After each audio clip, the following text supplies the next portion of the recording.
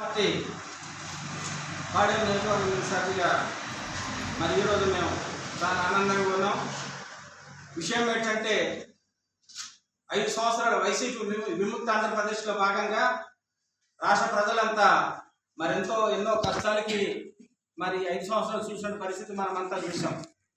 మరి వాళ్ళ దగ్గర నుంచి ఈ రాష్ట్రాన్ని రక్షించుకోవాలి, విముక్త ఆంధ్రప్రదేశ్ లక్ష్యంగా పనిచేయాలని చెప్పేసి పవన్ కళ్యాణ్ గారు ఏదైతే పిలుపునిచ్చారో ఆ పిలుపును అనుసరించి మన రాష్ట్ర ప్రజానీకం అంతా ఈరోజు తెలుగుదేశం, జనసేన, బీజేపీ కూటమికి తిరుగులేని అధికారం ఇచ్చి వైసీపీ యొక్క అరాచక పాలనకు ముగింపు పలికినటువంటి సందర్భాన్ని మనం ఖచ్చితంగా ఈరోజు చెప్పుకోవాల్సిన అవసరం ఉన్నది. ఈనాడు మన రాష్ట్రంలో నెలకొన్నటువంటి పరిస్థితులు మనం ఆలోచన చేస్తే వైసీపీ అధికారంలో ఉన్నటువంటి 5 సంవత్సరాల కాలంలో వ్యవస్థలన్నింటినీ కూడా నాశనం చేసేసింది. ఒక్క జాబు లేనటువంటి పరిస్థితిని మనం ఈరోజు రాష్ట్రంలో చూడడం జరిగింది. ఆఖరికి వర్గాల పరంగా, కులాల పరంగా, మతాల పరంగా సిచ్చు పెట్టిన పరిస్థితులు కూడా మనం చూడడం జరిగింది. మన గిరిజన ప్రాంతానికి సంబంధించి మరి ప్రభుత్వ పథకానికి సంబంధించినటువంటి ఏదైతే వెబ్సైట్ అంశం ఉన్నదో ఈ వెబ్సైట్ అంశంలో మరి కులాల ప్రస్తావన తీసుకొచ్చి ప్రభుత్వ పథకాలకి కూడా మరి ప్రజలు ఇబ్బందులు పడే విధంగా సమస్యను వాళ్ళే సృష్టించడం, ఆ సమస్యను పరిష్కరించడం, ఆ రకంగా అంటే ప్రజలకి అనేక రకాల అసౌకర్యాలు గురిచేసిన పరిస్థితి మనం చూసాం. మనకు ఉండేటటువంటి జీవోల మీద కూడా గిరిజన ప్రాంతంలో ప్రధానంగా జీవో నెంబర్ 3 మాత్రమే మరి గిరిజన నిరుద్యోగ యువతకు ఆదుకోవడానికి అవకాశం ఉన్నటువంటిది. అటువంటి జీవో నెంబర్ 3కు సంబంధించి మరి కోర్టు కొట్టివేసినప్పుడు దాని మీద రివ్యూ పిటిషన్ వేయడం కానీ లేదనుకుంటే అమెండ్మెంట్ ద్వారా ఆల్టర్నేటివ్ ఏర్పాటు చేయడం కానీ చేసిన సందర్భం జరగలేదు. ఆ రకంగా జరిగినటువంటి పరిస్థితి ఉన్నప్పటికీ గిరిజన ప్రాంతంలో చదువుకున్నటువంటి నిరుద్యోగ యువత అంతా కూడా ఎంతో ఆందోళన చెందారు. మా వయసు మరి దాటిపోతా ఉన్నది, భవిష్యత్తులో మేము ఉద్యోగాలకి అప్లై చేసుకోవడానికి కూడా అవకాశం లేని పరిస్థితి ఉందని చెప్పేసి మానసిక క్షోభకి గురైన సందర్భాలు మనం చూడడం జరిగింది. అలాంటి సందర్భంలో మరి ప్రతిపక్ష పార్టీలు కానివ్వండి, ప్రజా సంఘాలు కానివ్వండి ఉవ్వెత్తున భారీ ఎత్తున ఉద్యమాలు చేస్తున్నప్పటికీ వైసీపీ ప్రజాప్రతినిధులు ఇక్కడ సామాన్యమైనటువంటి సర్పంచ్ దగ్గర నుంచి, కార్యకర్త దగ్గర నుంచి మొదలుకుంటే ఎంపీ దాకా ఉండేటటువంటి వైసీపీ ప్రజాప్రతినిధులు ఎవరు కూడా నోరెత్తిన సందర్భమే జరగలేదు. ఆ రంగం మరి ఆ రోజు గిరిజన వ్యతిరేక విధానాలు అవలంబించినటువంటి ప్రజాప్రతినిధులు లేదనుకుంటే వైసీపీ నాయకులు ఈ రోజు ఏ మొహం పెట్టుకుని తిరుగుతారో అర్థం కాని పరిస్థితి ఈ రోజు రాష్ట్రంలో ఏర్పడింది. అందులో ప్రధానంగా గిరిజన ప్రాంతంలో మనం ఆలోచన చేయాలి. ఇక్కడ మరి రాష్ట్రం అంతా ఒకవైపు ఉంటే పాడేరు అరకు నియోజకవర్గాలు మరొక వైపు ఉన్నది.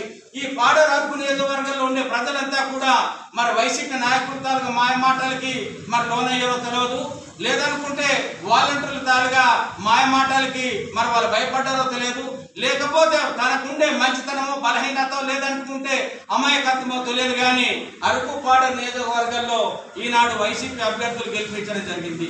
ఈ వైసీపీ తరఫున అరకు పాడేరులో గెలిచిన 2 అభ్యర్థులు కూడా ఏనాడు గిరిజన సమస్యల మీద మాట్లాడిన సందర్భం జరగలేదు, జీవో నెంబర్ 3కు సంబంధించి మాట్లాడిన సందర్భం జరగలేదు, ఆరోగ్య కార్యకర్త వ్యవస్థ గురించి మాట్లాడిన సందర్భం జరగలేదు. అదేవిధంగా మరి మనకుండేటటువంటి రాజ్యాంగబద్ధమైన హక్కులకి విరుద్ధంగా మరి ఏదైతే పౌర ప్రాజెక్టుల నిర్మాణం జరగడానికి ఆలోచన జరిగిందో ఆ పౌర ప్రాజెక్టుకి సంబంధించిన దాని మీద కూడా మాట్లాడిన సందర్భం జరగలేదు. మరి అలాంటి వ్యక్తులు ఈ రోజు ఇక్కడ మరి డమ్మీ అభ్యర్థులకి సైతం వైసీపీ మీద వాళ్ళు పెట్టిన ప్రలోభాలకి గురై ఓటేసి గెలిపించిన ప్రజలంతా ఈ రోజు ఆందోళన చెందుతూ ఉన్నారు. మా భవిష్యత్తు ఏంటి? రాష్ట్ర ప్రజలంతా ఒకవైపు ఉన్నారు, మేము ఒకవైపు ఉన్నాము.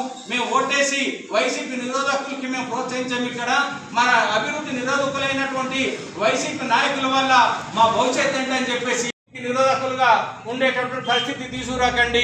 మన అభివృద్ధికి ఆటంకం కలిగేదానికి మీరు సహకరించవద్దు. ఇప్పటికే రాష్ట్ర ప్రజలంతా కూడా వైసీపీని తీవ్రంగా తిరస్కరించడం జరిగింది. వైసీపీ పార్టీ పరిస్థితే ప్రశ్నార్థకంగా మారిన పరిస్థితి ఉన్నది. కాబట్టి భవిష్యత్తులో అటువంటి ఆలోచన లేకుండా గిరిజన ప్రజానీకం అంతా కూడా జనసేన వైపు, జనసేన కూటమి వైపు మాత్రమే ఆలోచన చేయాలని చెప్పేసి మేము మనస్ఫూర్తిగా కోరుతా ఉన్నాం.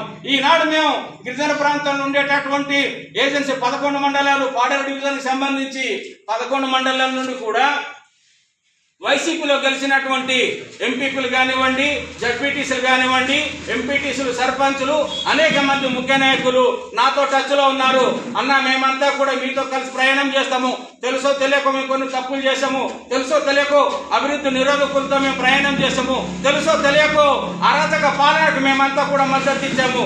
కానీ భవిష్యత్తులో ఈ రాష్ట్రానికి మేలు జరగడానికి పవన్ కళ్యాణ్ గారు లాంటి నాయకులు, చంద్రబాబు నాయుడు లాంటి అనుభవం నాయకులు లాంటి నాయకుల ఆలోచన విధానానికి ఈ రాష్ట్రం ఎంతో అభివృద్ధి చెందే అవకాశం ఉన్నది. కాబట్టి అభివృద్ధిలో మేము భాగస్వాములు అవ్వడానికి మేము సైతం కూటమిలో చేస్తామని చెప్పేసి మాతో ఈరోజు టచ్లో ఉన్న పరిస్థితి ఉన్నది. కాబట్టి భవిష్యత్తు రోజుల్లో అతి త్వరలోనే, భవిష్యత్తు రోజులు కూడా కాదు, అతి త్వరలోనే బార్డర్లో భారీ ఎత్తున కార్యక్రమం ఏర్పాటు చేసి ఇటు వైసీపీలో ఉండే ప్రజాప్రతినిధులు, తటస్థంగా ఉన్న ప్రజాప్రతినిధుల్ని వందలాది మందితో ఇక్కడ మేము కార్యక్రమం ఏర్పాటు చేసుకొని ఖచ్చితంగా ఏంటంటే ఈ ప్రాంతం నుండి కూడా కూటమికి బలమైన సంకేతం ఉందని చెప్పేసి, కూటమికి బలమైనటువంటి బలం ఉందని చెప్పేది నిరూపించడానికి ఆలోచన చేస్తున్నాం. ఆ ఆలోచనలో భాగంగానే మరి భవిష్యత్తులో ఎంతో మంది చేరడానికి మా ముందుకు వస్తున్నారు. కాబట్టి వాళ్ళందరి విషయంలో మేము ఆలోచన చేస్తామని సందర్భంగా తెలియజేస్తా ఉన్నాం. అంతేకాదు, ఇక మనం ఆలోచన చేస్తే వైసీపీ అధికారంలోకి వచ్చిన నాటి నుండి 5 సంవత్సరాల కాలంలో వైసీపీ కార్యకర్తలు అనుకున్న వాళ్ళకి మాత్రమే పథకాలు ఇచ్చారు. తెలుగుదేశం పార్టీ కార్యకర్తలకి కానీ, జనసేన పార్టీ కార్యకర్తలకి కానీ, బీజేపీ కార్యకర్తలకి కానీ, ఆ నాయకుల యొక్క కుటుంబాలకు సంబంధించి కానీ అనేక పథకాలకి సంబంధించి ఈ ప్రభుత్వము, ఆ నాయకులు, ఈ వాలంటీర్లంతా కలిపి దూరం చేసిన పరిస్థితి మనం చూసాం. రేషన్ కార్డులను సైతం తొలగించిన పరిస్థితి చూసాం. అమ్మఒడి పథకాలన్నీ దానికి దూరం చేసిన పరిస్థితి చూసాం. వైసీపీ రైతు భరోసా కార్యక్రమానికి దూరం చేసిన పరిస్థితి చూసాం. చేయూత కార్యక్రమానికి దూరం చేసిన పరిస్థితి చూసాం. ఇలాగ అనేక పథకాలకి సంబంధించి కూడా వాళ్ళు ప్రజాస్వామ్యబద్ధంగా ఆలోచన చేసిన సందర్భం లేదు ఇక్కడ. కానీ ఈరోజు వైసీపీ ప్రభుత్వానికి ప్రజలంతా తిరస్కరించినా మేమైతే ఖచ్చితంగా ప్రజాస్వామ్యబద్ధంగా ఆలోచన చేస్తాం. పారదర్శకమైనటువంటి పాలన అందించాలని చెప్పేసి అధికారులకు మేము తగిన సూచనలు సలహాలు చేస్తాం. అందుకు భిన్నంగా వైసీపీ ఆలోచన విధానంతో ఏ అధికారైనా పనిచేస్తే ఆ అధికారిని నిలదీయడానికి కానీ, లేదంటే సంబంధిత మంత్రులతో మాట్లాడి అధికారుల మీద చర్యలు తీసుకోవడానికి కానీ వెనుకాడేది లేదని కూడా ఈ సందర్భంగా మేము తెలియజేస్తున్నాం. అంతేకాకుండా ప్రతి శుక్రవారం మా జనసేన పార్టీ కార్యాలయంలో మేము కూడా ప్రజా దర్బార్ నిర్వహిస్తాం. మా పవన్ కళ్యాణ్ గారి యొక్క ఆలోచన విధానం ఏదైతుందో ఆ ఆలోచన విధానానికి తగ్గట్టుగా ప్రజా దర్బార్ ఇక్కడ నిర్వర్తిస్తాం. అధికారుల దృష్టికి సమస్యలు తీసుకొని పరిష్కారం చేస్తాం. అధికారులు ఆ సమస్యల మీద స్పందించకపోతే సంబంధిత మంత్రులతో మాట్లాడైనా కూడా ఆ సమస్యల పరిష్కారాన్ని మేము కృషి చేస్తామని చెప్పేసి అయితే ఈ సందర్భంగా మేము తెలియజేస్తా ఉన్నాం. ఏది ఏమైనా కూడా ఈరోజు అనేక విషయాల మీద ఇంకా ఇక్కడ ఆందోళన ఉన్న పరిస్థితి ఉన్నది. ప్రధానంగా మెగా డిఎస్సి, ఈరోజు మెగా డిఎస్సి మీద ఎంతో మంది ఆందోళన చెందుతూ ఉన్న పరిస్థితి ఉన్నది. మెగా డిఎస్సి మీద ఎన్నికల వాగ్దానం చేసింది కూటమి. వాగ్దానానికి తగ్గట్టుగా మొదటి సంతకం ద్వారానే మెగా డిఎస్సికి ఆమోదం తెలపడం జరిగింది. అయితే ఇక్కడ మనకు ఉన్నటువంటి టెక్నికల్ ఇబ్బంది ఏంటంటే జీవో నెంబర్ 3 మీద మరి కోర్టులో ఇబ్బందులు ఉన్న పరిస్థితి ఉన్నది. కాబట్టి ప్రభుత్వ మార్గదర్శకాలు వచ్చేంత వరకు అవాకులు శవాకులు పేలే వ్యక్తులు మౌనంగా కూర్చోవాలని వాళ్ళకి హెచ్చరిక చేస్తూ ఉన్నాం. ఖచ్చితంగా ప్రభుత్వం దగ్గర నుంచి ఇది సానుకూలమైనటువంటి స్పందన వస్తుందనేది మాత్రం మేము తెలియజేస్తా ఉన్నాం. దానికి భిన్నంగా ఏమైనా జరిగితే మేమే ప్రతిపక్ష పాత్ర పోషించైనా కూడా గిరిజన నిరుద్యోగ యువతకు అండగా నిలబడతామని చెప్పేసి అయితే ఈ సందర్భంగా మేము తెలియజేస్తున్నాం. కాబట్టి ఈ విషయంలో ఎవరు ఆందోళన చెందాల్సిన అవసరం లేదని చెప్పేసి మాత్రం ఖచ్చితంగా మేము తెలియజేస్తా ఉన్నాం. ఇంకా మేము క్షేత్రస్థాయిలో ఈనాడు వైసీపీ ప్రజాప్రతినిధులు అనేక గ్రామాల్లో అవినీతికి పాల్పడిన సందర్భాలు ఉన్నది. దీని మీద మేము క్షేత్రస్థాయిలో మా నాయకులు కార్యకర్తల ద్వారా మేము దాని మీద ఆలోచన చేస్తాం. మా నాయకులు కార్యకర్తలు ఖచ్చితంగా మరి గ్రామాల్లో క్షేత్రస్థాయి పర్యటన చేసి హౌసింగ్ రుణాల పేరుతో కానీ, లేదా ట్రైకర్ రుణాల పేరుతో కానీ, లేదంటే ఇతర ప్రభుత్వ పథకాల పేరుతో కానీ అవినీతికి పాల్పడిన విషయాన్ని కూడా మేము బహిర్గతం చేయడానికి వెనుకాడేది లేదనేది అయితే ఈ ఖచ్చితంగా ఈ సందర్భంగా మేము తెలియజేస్తున్నాం. ఏదేమైనా కూడా మరి వైసీపీ ప్రజాప్రతినిధులు ఈరోజు జనసేన పార్టీకి చేరుతామని చెప్పేసి అనడం మాకు ఒక రంగ ఆనందంగా ఉన్నప్పటికీ అందులో కూడా అవినీతి మచ్చలేనటువంటి వ్యక్తులకి మాత్రమే మేము ప్రాధాన్యత ఇస్తామని చెప్పేసి ఖచ్చితంగా తెలియజేస్తున్నాం. ఏదేమైనా ఈనాడు పవన్ కళ్యాణ్ గారు పారదర్శకంతో పాలన అందించే దాంట్లో భాగంగా అసెంబ్లీలో ఆయన యొక్క ప్రకటన మీరు చూశారు. కొన్ని దశాబ్దాలుగా అసెంబ్లీలో ఏంటంటే ఏ రకంగా పదజాలం జరుగుతుందో మనం చూస్తూ ఉన్నాం.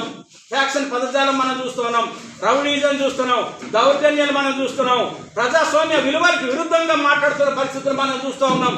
కానీ పవన్ కళ్యాణ్ గారు అసెంబ్లీలో చేసిన తొలి ప్రకటనలోనే ప్రజాస్వామ్య విలువలు ఎలాగుంటుందో తెలియజేసే విధంగా, ఆయన యొక్క నైతిక విలువల్ని సాటే విధంగా ఆయన యొక్క మాటల్ని మనం చూసాం, ఆయన యొక్క ఆలోచన విధానం చూసాం, ఆయన యొక్క పారదర్శకతను మనం చూసాం.